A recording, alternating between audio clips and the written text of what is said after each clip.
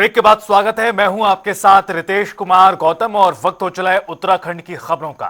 मुख्यमंत्री पुष्कर सिंह धामी ने पर्यटन को बढ़ावा देने के लिए मसूरी के बीच अपने परिवार के साथ ट्रैकिंग की। इस दौरान सीएम ने ट्रैकर से बात भी की और अनुभव भी साझा किए। इसके अलावा पर्यटन सुविधा को विकसित करने के संबंध में ट्रैकर्स को कई महत्वपूर्ण सुझाव भी दिए।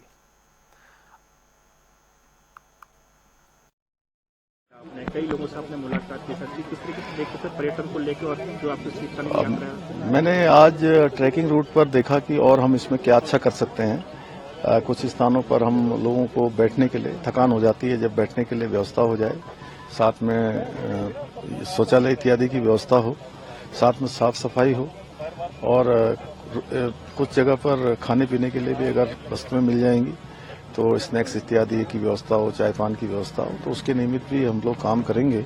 इसीलिए मैं स्वयं आया कि मैंने देखा कि और हम इसमें अच्छा क्या कर सकते हैं। यहाँ का जो प्राकृतिक स्वरूप है वो बना रहे, प्राकृतिक स्वरूप के साथ साथ कुछ जो डेवलपमेंट है वो जरूर होना चाहिए। इसमें साफ सफाई पर भी हम विशेष ध्यान देंगे, अन्य चीज़ों पर भी जो करने की चीज़ें हैं। और पूरे उत्तराखंड के अंदर अनेक संभावनाएं हैं और शीतकाल की यात्रा हमने जो इस बार प्रारंभ की है उस यात्रा के बहुत अच्छे परिणाम हमारे पास आए हैं और आने वाले समय में ये यात्रा हमारी एक बड़ी यात्रा होने वाली है। और हमारे जो लोग केवल यात्रा सीजन में ही काम करते थे, दुकानें चलाते थे, अपना कारोबार करते थे, उन सभी लोगों को अब 12 महीने का काम मिलेगा, जो एक उनकी आय का और आर्थिकी का बड़ा साधन बनेगा। राज्य में यूसीसी को लेकर एक बार फिर मुख्यमंत्री पुष्कर सिंह धामी ने बड़ा बयान दिया है। उन्होंने कहा कि राज्य में समान नागरिक संहिता यानी यूनिफॉर्म सिविल कोड इसी जनवरी महीने से लागू किया जाएगा, जिसकी तैयारी पूरी हो चुकी है। यूसीसी लागू होने के बाद उत्तराखंड यूसीसी लागू करने वाला देश का पहला राज्य होगा।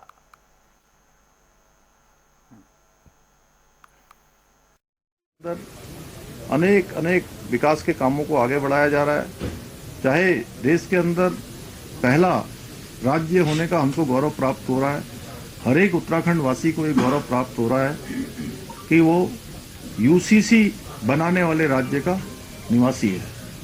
यूसीसी का विधेयक बनाना और उसको लागू करना, ये गौरव हर एक उत्तराखंड वासी को प्राप्त हो रहा है। और हम पहले राज्य बनने जा रहे हैं जहां यूसीसी का विधेयक इसी माह जनवरी माह में अब हमारा लागू होने जा रहा है। उत्तराखंड में निकाय चुनाव के लिए नामांकन वापसी के बाद चुनाव चिन्ह आवंटन की प्रक्रिया पूरी हो चुकी है। बात करें नगर निकाय चुनाव के प्रत्याशियों की तो 5399 उम्मीदवार मैदान में हैं, जिसमें नगर प्रमुख अध्यक्ष पद के लिए 514 उम्मीदवार हैं। सभासद के लिए 4885 प्रत्याशी चुनाव लड़ेंगे। वहीं राज्य में कुल 100 नगर निकायों पर चुनाव हो रहे हैं। इनमें 11 नगर निगम, 43 नगर पालिका और 46 नगर पंचायतें भी शामिल हैं। ये बैलेट छपाई का कार्य पूर्ण सुरक्षा मानकों के साथ ही किया जाता है और पूर्ण सुरक्षा के साथ पुलिस प्रोटेक्शन के साथ ही उसका मूवमेंट किया जाता है। और निर्वाचन प्रारंभ होने से निर्धारित समय से काफ़ी पहले ही बैलेट जो है अपने यथास्थानों पर पहुंच जाएगा और उसके बाद जो है जब रवानगी होगी हमारी पोलिंग पार्टीज़ की तो उनके पास वो उपलब्ध रहेगा पर्याप्त संख्या में। इस चीज़ को इंश्योर किया जाएगा। निकाय चुनाव को लेकर बीजेपी की तैयारियां जारी हैं। इस पर जानकारी देते हुए बीजेपी के प्रभारी मनवीर चौहान ने कहा कि उत्तराखंड के सभी बूथों पर कार्यकर्ता सम्मेलन कार्यक्रम किया जाएगा, जिसमें बीजेपी के तमाम वरिष्ठ नेता मौजूद रहेंगे। पार्टी चाहे कोई भी चुनाव हो, बूथ जीता तो चुनाव जीता, इस सिद्धांत पर काम करती है। और निकाय चुनाव में भी जिस तरह से हम विधानसभा और लोकसभा के चुनाव में बूथ स्तर पर चुनाव प्रचार की जो प्रबंधन होता है उस हिसाब से भी हम निकाय चुनाव में करने जा रहे हैं। और सभी बूथों पर कार्यकर्ताओं के सम्मेलन आयोजित किए जाएंगे, जिसमें हमारे वरिष्ठ नेतागण भाग लेंगे। और क्योंकि निकाय प्रदेश सरकार की और केंद्र सरकार की योजनाओं को आम जनता तक पहुंचाने के लिए बहुत महत्वपूर्ण कड़ी होती है और कार्यकर्ता ही अपनी सरकार की योजनाओं को जन जन तक पहुंचाने के लिए बूथ स्तर पर काम करते हैं। इसलिए भारतीय जनता पार्टी प्रत्येक बूथ को पर अपने को सशक्त करने के लिए कार्य कर रही है। निकाय चुनाव के बीच उत्तराखंड मंडी परिषद के अध्यक्ष अनिल कपूर डब्बू के विवादित बयान के बाद प्रदेश की सियासत गर्मा गई है। दरअसल अनिल कपूर डब्बू ने कहा था कि बीजेपी के सामने खड़े होने की किसी की हिम्मत नहीं और जो खड़े हैं वो सब मरे हुए हैं। उनके इस बयान के बाद विपक्ष की ओर से तीखी प्रतिक्रिया सामने आई है। विपक्ष की ओर से हल्द्वानी नगर निगम के मेयर सीट उम्मीदवार ललित जोशी ने कहा कि अनिल कपूर डब्बू का यह बयान उनकी छोटी मानसिकता को दिखाता है। क्या कुछ कहा उन्होंने और सुनिए। कि जैसे पूरे देश का माहौल था मोदी में, पूरे प्रदेश में मोदी धामी में माहौल था, वैसे ही निगम और नगर पालिकाओं में 4 तो हमारे निर्विरोध जीत गए। सामने खड़ा होने की हिम्मत नहीं कर रहे हैं और जो खड़े भी हैं वो ऐसा लग रहा है जैसे मरे हुए हैं, क्योंकि सबकी जमानतें जब्त होने जा रही है। भारतीय जनता पार्टी भारी वोटों से जीतने जा रही है पूरे प्रदेश के अंदर। सब जानते हैं कि भारतीय जनता पार्टी जीत रही है, क्यों अपने पैसे बर्बाद करने हैं और क्यों अपना श्रम बर्बाद करना है। और उसने भी कहा कि भाई जीत तो भारतीय जनता पार्टी रही है और उसने मुसलमानों को भी आग्रह किया है कि इस बार सारे मुसलमान भारतीय जनता पार्टी के पक्ष में मतदान करें। एक चीज होती है जिसे कहते हैं राजनीतिक शुचिता है, उससे आप और एक भारतीय जनता पार्टी से आप उम्मीद नहीं कर सकते। इतना अहंकार है। अगर किसी प्रत्याशी को आप मरा हुआ कह दें कि भारतीय जनता पार्टी के सामने जो प्रत्याशी है वो मरा हुआ है, ये कह दें, तो मैं ये समझता हूं कि स्वतः सनातन धर्म में जिसने कहा है कि सरस्वती कभी भी जुबान पे आपके रहती है, ये उसका भी अपमान है। तो सनातन को ये थोड़ी जानते हैं। इन्होंने तो सिर्फ और सिर्फ जो है केओस फैलाना है समाज में। आगामी निकाय चुनाव को लेकर भारतीय जनता पार्टी ने अपनी कमर कस ली है। ऐसे में निकाय चुनाव के मद्देनजर बीजेपी के दिग्गज नेता भी चुनावी मैदान में हैं। इस कड़ी में बीजेपी युवा मोर्चा की उपाध्यक्ष नेहा जोशी ने मसूरी में कार्यकर्ताओं से मुलाकात की, जिसके बाद नेहा ने कांग्रेस पर निशाना साधते हुए कहा कि कांग्रेस के कार्यकर्ता आपसी लड़ाई में ही व्यस्त हैं। कि इस बार स्थितियां बहुत अलग हैं। पहली कि मीरा सकलानी जी के रूप में एक महिला प्रत्याशी मसूरी को मिली है और ऐसी महिला जो सार्वजनिक जीवन में लंबे समय तक रही हैं, जनप्रतिनिधि भी रही हैं, एक अनुभव वो अपने साथ लेकर आती हैं और एक स्वीकार्यता। जब मैं यहाँ अलग अलग वार्डों में जा रही हूँ तो एक स्वीकार्यता उनके नाम को, उनके चेहरे को लेकर मैं देख रही हूँ और एक पॉजिटिविटी है। ये वही मसूरी है जिसने बार बार भारतीय जनता पार्टी को विधानसभा लोकसभा में एक बढ़त दी है, हमेशा यहाँ से आगे रहे हैं, चाहे हमारे सांसद हो या विधायक हो। तो आज जो एक पॉजिटिव माहौल मसूरी में दिख रहा है और जो एक गुस्सा मसूरी के लोगों में दिख रहा है, जो पूर्व में यहाँ जिनको चेयरमैन बनाकर भेजा एक युवा चेहरा थे और बहुत उम्मीदें मसूरी को थी, लेकिन जिस तरीके से भ्रष्टाचार उन्होंने यहाँ किया और उसी को लेकर वो आगे बढ़ने की कोशिश कर रहे हैं। तो आज भारतीय जनता पार्टी की जो प्रत्याशी है उसको लेकर लोगों में बहुत उत्साह है। तमाम लोगों का समर्थन मिल रहा है, बाजार का, बस्तियों का, हर जगह जहाँ भी हम जा रहे हैं एक समर्थन मिल रहा है। तो मुझे पूरा विश्वास है कि इस बार जो तीसरा इंजन धामी जी ने कहा है कि हम नगर निकायों के माध्यम से लगाएंगे, वो ज़रूर मसूरी के माध्यम से हम लगाने वाले हैं। शिक्षा विभाग में डिजिटल तरीके से शिक्षकों को हाजिरी और स्थानांतरण करने के लिए शिक्षा विभाग मानव संपदा पोर्टल बनाने की तैयारी कर रहा है। इस पर और ज्यादा जानकारी देते हुए उत्तराखंड शिक्षा मंत्री डॉक्टर धन सिंह रावत का कहना है कि अब शिक्षा विभाग में कार्मिकों की संख्या लगभग 1 लाख हो जाएगी, जिसमें गेस्ट टीचर्स के अलावा स्थायी टीचर्स और स्टाफ शामिल है। वहीं इस पोर्टल के जरिए कोई भी शिक्षक आसानी से ऑनलाइन माध्यम से छुट्टी ले पाएगा। संपदा पोर्टल हम इसलिए बना रहे हैं कि हमारे यहाँ शिक्षा विभाग में कार्मिकों की संख्या लगभग 1 लाख तक हो जाएगी। अब उसमें हमारे गेस्ट फैकल्टी भी हैं, हमारे परमानेंट टीचर भी हैं, क्लेरिकल स्टाफ भी है, तो बड़ा विभाग है ये। और कई बार क्या होता है कि आदमी को छुट्टी लेनी है, सीएल जाना है, मेडिकल जाना है, कुछ उसके घर में दिक्कत है, तो उसको 3-4 स्तर पे गुजरना पड़ता है। कई बार क्या होता है कि अचानक उसको छुट्टी लेनी होती है, कार्मिक को तो दिक्कत होती है। तो अब हम एक पोर्टल बना रहे हैं इसके लिए, ताकि वो ऑनलाइन जो है छुट्टी भी ले सकता है और उसको कोई दिक्कत न रहे। खबर हरिद्वार से, जहां फेयरवेल पार्टी के बाद स्कूली छात्रों ने जमकर उत्पात मचाया। इस दौरान छात्रों ने हवाई फायरिंग के साथ साथ कार का स्टंट भी किया। छात्रों की इस हरकत का वीडियो जमकर वायरल हो रहा है। घटना के बाद एसएसपी परमेंद्र सिंह डोभाल के निर्देश के बाद पुलिस ने 70 युवकों के खिलाफ मुकदमा दर्ज किया है और जांच फिलहाल जारी है।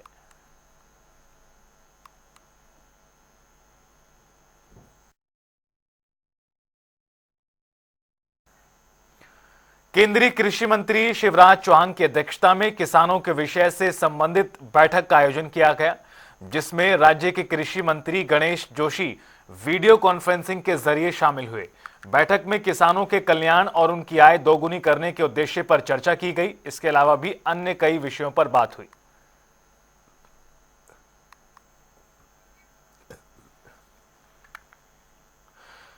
शिक्षा विभाग में डिजिटल तरीके से शिक्षकों की हाजिरी और स्थानांतरण करने के लिए शिक्षा विभाग मानव संपदा पोर्टल बनाने की तैयारी कर रहा है।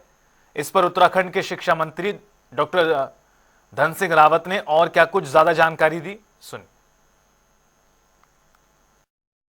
मानव संपदा पोर्टल हम इसलिए बना रहे हैं कि हमारे यहाँ शिक्षा विभाग में कार्मिकों की संख्या लगभग 1 लाख तक हो जाएगी। अब उसमें हमारे गेस्ट फैकल्टी भी हैं, हमारे परमानेंट टीचर भी हैं, क्लेरिकल स्टाफ भी है, तो बड़ा विभाग है ये।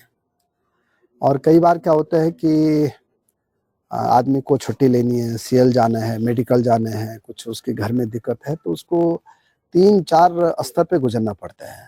कई बार क्या होता है कि अचानक उसको छुट्टी लेनी होती है, कार्मिक को तो दिक्कत होती है। तो अब हम एक पोर्टल बना रहे हैं इसके लिए, ताकि वो ऑनलाइन जो है छुट्टी भी ले सकता है और उसको कोई दिक्कत न रहे। प्रदेश में अवैध मदरसों पर सियासत एक बार फिर गर्मा गई है। प्रशासन को जांच के आदेश दिए गए हैं, जिससे प्रदेश में अवैध रूप से चल रहे मदरसों पर लगाम लग सके। देखिए रिपोर्ट। अवैध मदरसों पर शिकंजा, डीएम के अधिकारियों को निर्देश, सभी मदरसों की होगी जांच। अवैध मदरसों के खिलाफ बड़ा एक्शन। उत्तराखंड में इस वक्त तमाम मदरसे चल रहे हैं, लेकिन इन मदरसों में कितने रजिस्टर्ड हैं और कितने नहीं, फिलहाल ये जांच का विषय बना है। लेकिन बहुत जल्द इन मदरसों पर शिकंजा कसने वाला है। मुख्यमंत्री पुष्कर सिंह धामी ने यह साफ कर दिया कि सभी मदरसों का वेरिफिकेशन किया जाएगा, जिससे ये साफ हो सके कि कितने मदरसों में कितने छात्र पढ़ाई कर रहे हैं, उन्हें क्या पढ़ाया जा रहा है, किस तरह की तालीम दी जा रही है, इन मदरसों की फंडिंग कहां से होती है, ये रजिस्टर्ड है भी या फिर नहीं। किसी भी संस्थान में जहाँ से सरकारी मदद जिस संस्थान को मिलती है, अगर उस संस्थान के अंदर कोई अनियमितता हो रही है या उस संस्थान की कोई रिक्वायरमेंट है, तो ये सरकार का दायित्व है कि उसकी हम जांच करें और वहाँ के लोगों से पता करें कि आपकी प्रॉब्लम से क्या है और आपकी अंदर क्या चल रहा है। तो आप ये कह सकते हैं कि जो मदरसों की जांच हो रही है वो एक नियमित प्रक्रिया के तहत है। उसको इस रूप पे किसी ने नहीं लेना चाहिए कि हम मदरसों की जांच किसी प्रयोजन के लिए कर रहे हैं। हमारा सिर्फ ये है कि भाई अगर प्रदेश के अंदर किसी भी मदरसे को या किसी अन्य संस्था को सरकार की ओर से मदद मिल रही है, तो उस पैसे का सदुपयोग हो रहा है या नहीं हो रहा है, उसके अंदर जो काम बाय नॉर्म्स हो रहा है या नहीं हो रहा है। अगर कहीं पर इस तरह की कोई अनियमितताएं होती हैं तो निश्चित तौर पर सरकार उस पर कार्रवाई करेगी। प्रदेश में अवैध मदरसों को लेकर उत्तराखंड मदरसा बोर्ड के अध्यक्ष मुफ्ती शमून कासमी ने कहा कि प्रदेश में चल रहे मदरसों को लेकर शासन और प्रशासन द्वारा जांच की जा रही है। मुख्यमंत्री पुष्कर सिंह धामी ने निर्देश दिए हैं और निष्पक्ष और पारदर्शिता से पूरी तरह से जांच हो रही है।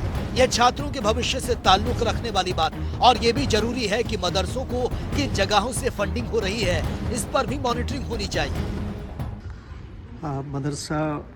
मदरसों की जांच जो शासन स्तर से माननीय मुख्यमंत्री श्री पुष्कर सिंह धामी जी के दिशा निर्देशों में चल रही है, वो बहुत ट्रांसपेरेंस और बहुत पारदर्शी है। और बहुत ज़रूरी है कि जिस राज्य के अंदर कोई भी इदारे चल रहे हों, मदरसे चल रहे हों या अन्य पाठशालाएं हों, उन सब का नियमित तौर से उनकी जांच होना ये एक सरल और ज़रूरी एक प्रक्रिया होती है। और मैं ये समझता हूँ कि मदरसों के अंदर जांच होना यूँ भी ज़रूरी है कि उनके बारे में ये जानना कि किस तरह से उन बच्चों की वो देख रेख कर रहे हैं, किस तरह से उन बच्चों का पालन पोषण कर रहे हैं, और मदरसा बोर्ड स्वयं जो है इसकी मॉनिटरिंग करता है। और सीएम के आदेश पर जिलाधिकारी ने जनपद में संचालित अवैध मदरसों के संबंध में बाकायदा मीटिंग की है। इन मीटिंग में डीएम ने अधिकारियों को कड़े निर्देश दिए। पुलिस प्रदेश में मदरसों का वेरिफिकेशन करेगी, जिसके लिए जिला स्तर पर डीएम की अध्यक्षता में समिति भी बनाई गई। माननीय मुख्यमंत्री उत्तराखंड शासन के द्वारा जो है ये निर्देश दिए गए, माननीय पुलिस महानिदेशक को निर्देश दिए गए कि राज्य में कुछ ऐसे गैर पंजीकृत जो है गैर अवैध मदरसे कुछ चल रहे, इसकी जांच की जाए, इनका सत्यापन किया जाए। साथ ही जो है कुछ इस ऐसे मदरसों में जो बाहरी राज्य के बच्चे पढ़ते हैं उनको भी देखा जाए, इनके भूमि दस्तावेज सब चीज़ों की जांच की जाए। इसके लिए एक जिला स्तर पर भी डीएम की अध्यक्षता में जो है एक सर्वसमावेशक सभी विभागों की एक समिति बनी है। जो समिति जो है जिला स्तर पर जो पंजीकरण है इनका मदरसों का वो चेक किया जाएगा और इसमें जो है एक माह के भीतर जो है इसमें रिपोर्ट सबमिट की। वहीं मुस्लिम समुदाय के लोगों का कहना है कि बीजेपी का हमेशा से मदरसों मस्जिदों के खिलाफ जांच करवाने का ही प्रचलन रहा है। सरकार उन अवैध मदरसों के खिलाफ कार्रवाई करे। अगर मदरसों के अंदर कुछ अनैतिक गतिविधियां होती हैं, तो उसके खिलाफ हम भी हैं। हमारा अधिकार है कि हम मस्जिदों में भी जाएंगे और मदरसों में भी हमारे बच्चों को वहाँ पर तालीम मिलेगी। क्या नाम है आपका? डॉक्टर नईम रहमान। जिस तरीके से उत्तराखंड सरकार ने अवैध तरीके से मदरसे चल रहे हैं उत्तराखंड में, हाँ, उनके खिलाफ जांच शुरू कर तो उनकी जांच कर लो, लेकिन उनमें कोई गलत काम नहीं होता, सिवाय दीनी तालीम के कुछ नहीं होता। सारा कुछ लाइन के हिसाब से होता है, वहाँ पे कुछ नहीं है। वहाँ पर आप तहकीकात करा लीजिए, दूध का दूध पानी का पानी हो जाएगा। प्रदेश में अवैध मदरसों पर सियासत एक बार फिर से गर्मा गई है। प्रशासन को जांच के आदेश दे दिए गए, जिससे प्रदेश में अवैध रूप से चल रहे मदरसों पर लगाम लग सके। मदरसों में किस तरह की तालीम दी जाती है, फंडिंग कहां से होती है, रजिस्टर्ड है या फिर नहीं, फिलहाल इन तमाम बिंदुओं को ध्यान में रखते हुए प्रदेश के तमाम मदरसों पर लगाम लग सकती है। प्रदेश की सुरक्षा को ध्यान में रखते हुए छात्रों के भविष्य के साथ भी खिलवाड़ न हो, मदरसों में पढ़ने वाले छात्रों को बेहतर शिक्षा मिल सके, आधुनिक विचारधारा से छात्रों को जोड़ा जा सके। उत्तराखंड ब्यूरो, जनता टीवी। महिलाओं की सुरक्षा को लेकर पूरे प्रदेश में प्रशासन सख्त है, जिसके चलते चौक चौराहों बाजारों के आसपास निगरानी के लिए सीसीटीवी कैमरे लगाए गए हैं। देखिए, उत्तराखंड के देहरादून में पलटन बाजार में महिलाओं की सुरक्षा को और सख्त करने के इरादे से पूरे बाजार में 18 नए सीसीटीवी कैमरे लगाए गए हैं। पुलिस अधिकारियों के मुताबिक महिलाओं की 100% सुरक्षा के इरादे से एक पिंक बूथ भी बनाया गया है। इस बाजार में देखा गया खासकर महिलाएं और बच्चियां ज्यादा आती है, क्योंकि इस तरह के वहां पर काफी सामान रीजनेबल भाव में मिल जाते हैं। इसको देखते हुए बीच में विगत कुछ दिनों पहले कुछ एक छिटाकसी की ऐसी घटना भी हुई थी, जिसको देखते हुए जिलाधिकारी महोदय से वार्ता के बाद सुरक्षा के उपायों के लिए महिला बूथ का स्थापना की गई थी, जहां हमारी महिला कर्मचारी रहते हैं, जिससे कि किसी को शिकायत हो तो वहां पर तत्काल जो बूथ है, पिंक बूथ है, वहां शिकायत कर सके। और सुरक्षा व्यवस्था को पलटन बाजार की खासकर सुदृढ़ करने के लिए 18 कैमरों का प्रपोजल दिया गया, जो हमारे लग रहे हैं इसमें, जिसके साथ हमारा पीए सिस्टम भी रहेगा। महिला दुकानदारों और ग्राहकों ने इस पहल का खुले दिल से स्वागत किया है। काफी कंफर्टेबल फील हो रहा है। जो मार्केट में पहले वैसा वो था, बट उससे अब कंफर्टेबल स्पॉट है मार्केट में। कैमरा जब से पुलिस ने लगा दिया है। पुलिस को उम्मीद है कि इस तरह की पहल से महिलाओं के खिलाफ अपराधों में कमी आएगी और महिलाएं भी अपने आप को सुरक्षित महसूस करेंगी। और फिलहाल इस बुलेटिन में इतना ही। आप देखते रहिए जनता टीवी।